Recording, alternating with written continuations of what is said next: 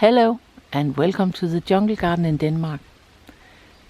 This episode will be about our plans for winter protection of the different plants because, well, clearly it's autumn and the winter is not far away.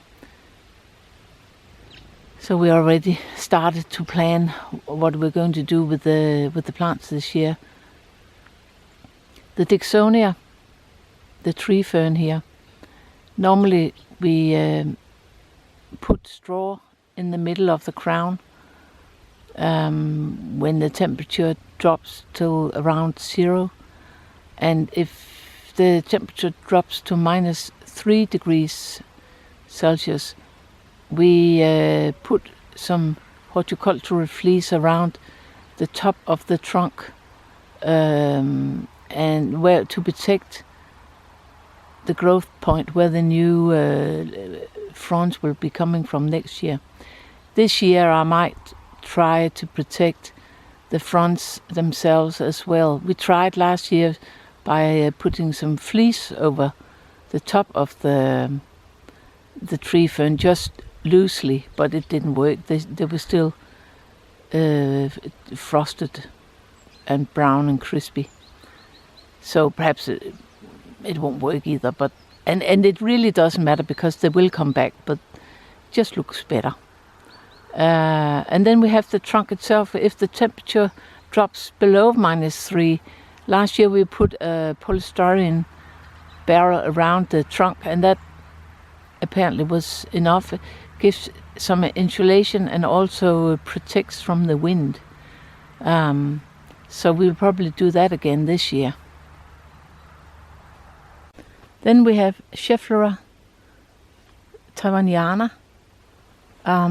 Last year we also put a polystyrene barrel around it, and then when it got really cold we put a horticultural fleece bag over the barrel to sort of stop the cold from above.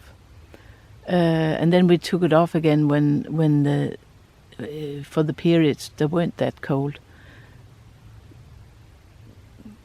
They don't really like to be wrapped up all winter long. The bamboos are fairly hardy. Normally we don't do anything to protect them. Last year we had so much wind, so some of the leaves did get brown and crisp, but normally they do fine without any sort of protection.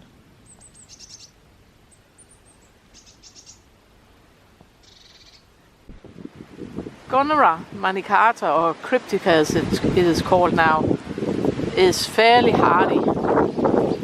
I cut off these big leaves down by the middle of it, as you can see in here, and then I put some straw around it. And then I use the leaves to cover up the straw so it looks like a teepee. And if it gets really wet, I'll put a big top over it as well.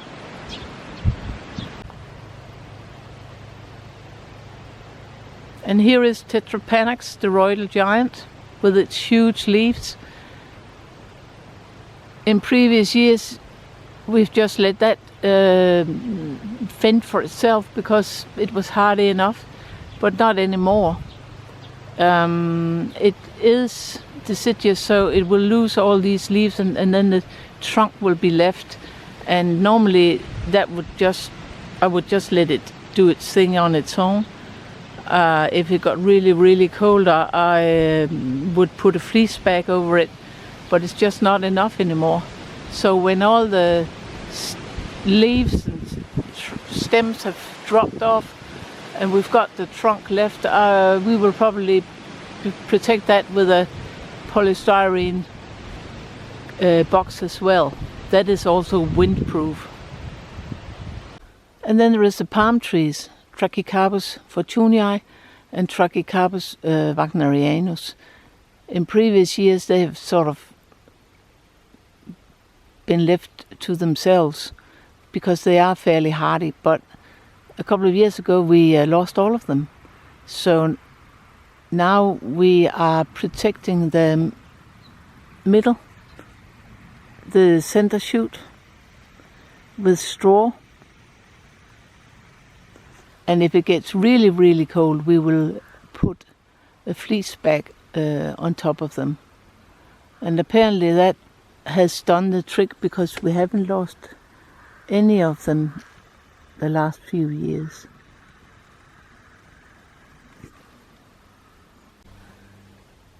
And here's one of our Phormiums. This is Variegata, which is the Phormium that we have had best success with. The others have died during winters. This one looked really miserable after last winter, but it has come back very, very nicely, as you can see. So this winter we probably will try our polystyrene protection for this one as well.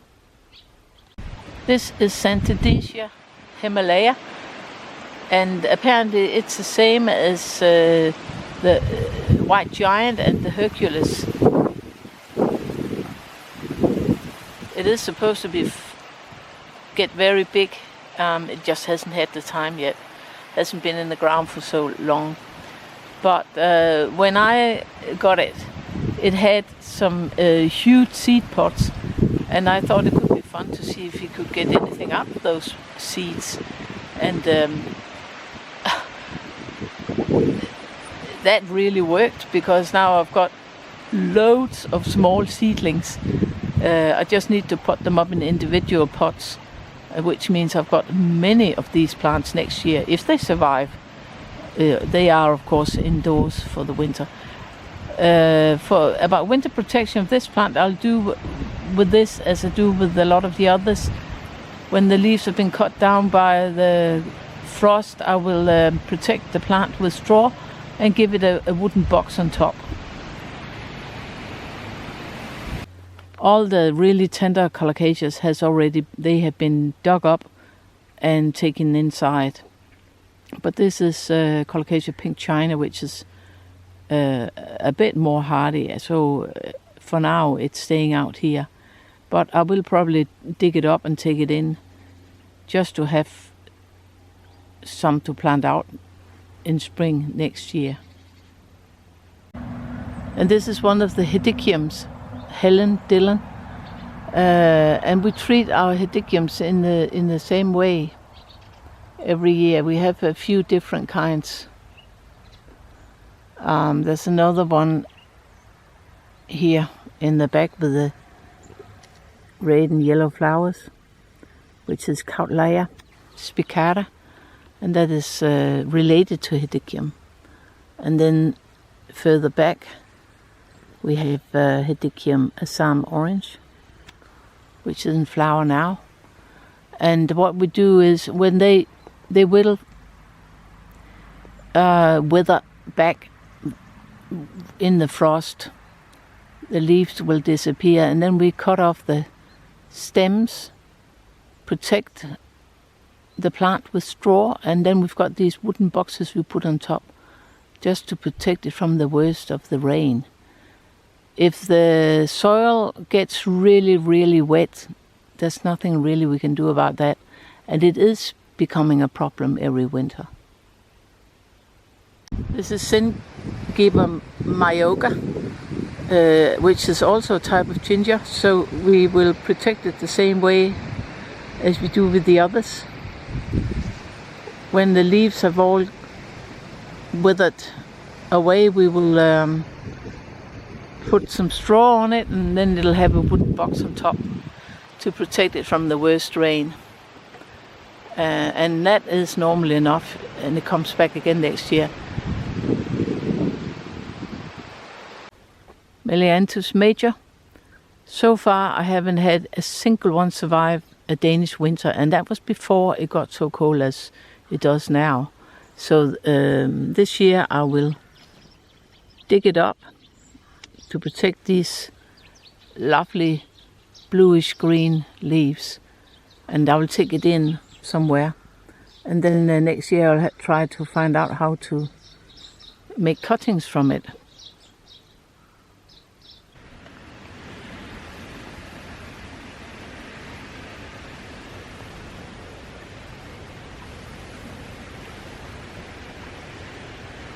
And here is Eucomis, partly taken over by some Persicaria, but the leaves will freeze or wither away with the frost, and I will cut them off, and then I'll cover the plant with straw, and it will have one of those wooden boxes we've made over it, and that's all, and it always comes back every year. So that is an easy plant to protect. And this is our least hardy palm tree, the Butia capitata. Last year we managed to get them all to survive by putting a polystyrene barrel over them, and then putting a fleece bag on top of the polystyrene barrel if it got really cold. And we took the bag off again when it heated up a little. And apparently that did the trick, because they all survived. So we will probably do that again this year. And this is the mountain. And the Desolarian on top will need some sort of winter protection. So it will probably get one of our new polystyrene boxes. But this is Chimerops humilis, and that should be hard enough. But I might put some straw around the center shoot, just to make sure that it survives. We know from experience that the yuccas are hard enough to survive out here, so they won't need any protection. Amicia zygomeris. Normally I cut it down and I put straw on it, and I put one of those wooden boxes on top. But this year I would like to try a new polystyrene protection for this one as well, in hope that I could keep the trunk so that it doesn't have to start all over again like it does all the other years. And sometimes it doesn't survive. We only got these two plants because I made cuttings from the last ones last year, because the original ones died last winter. Then there is the fig tree, and I think this year I will also try a new polystyrene protection, because well, it does survive every winter, but it gets cut back every time, so it'll never become very tall. That's why I call it our fig bush.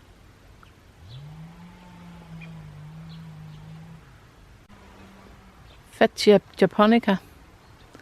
Even though it is fairly hardy, it does get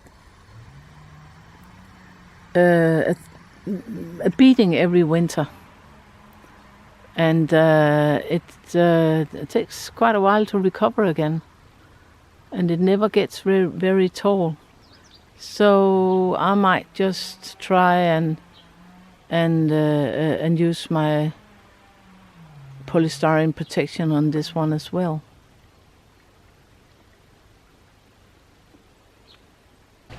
Our bananas are the Musa basjoo, the most hardy type of banana plant there is.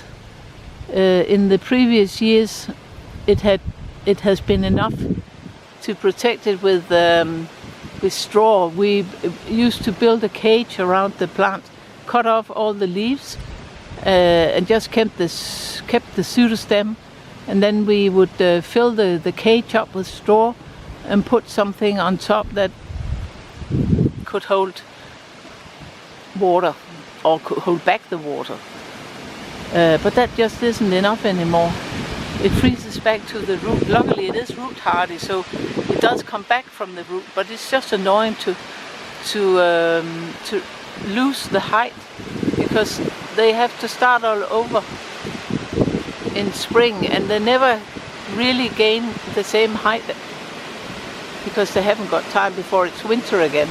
So this time we will probably also try with a polystyrene box, which is also windproof. Albizia julibrissen. It has now reached a fine size. Well, it is supposed to grow up to be a tree, but it really looked like it was dead after last winter. So to avoid that happens again, I will probably try our polystyrene protection on this one as well.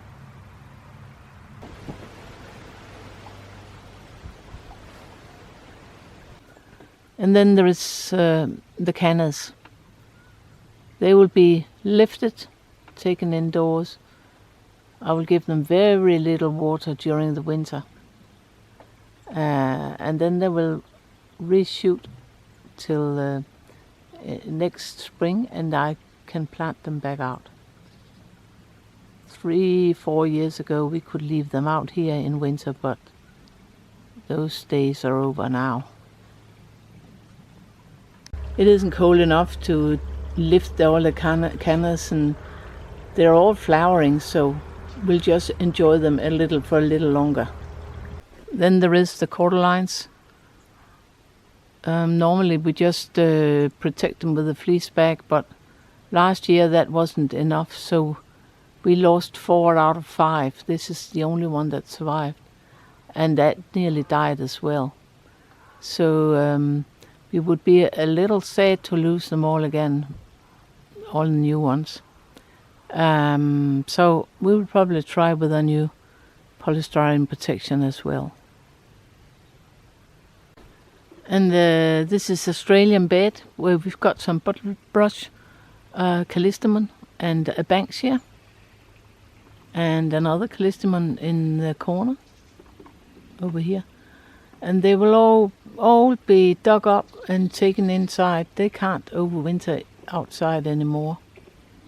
And then we'll plant them out next spring.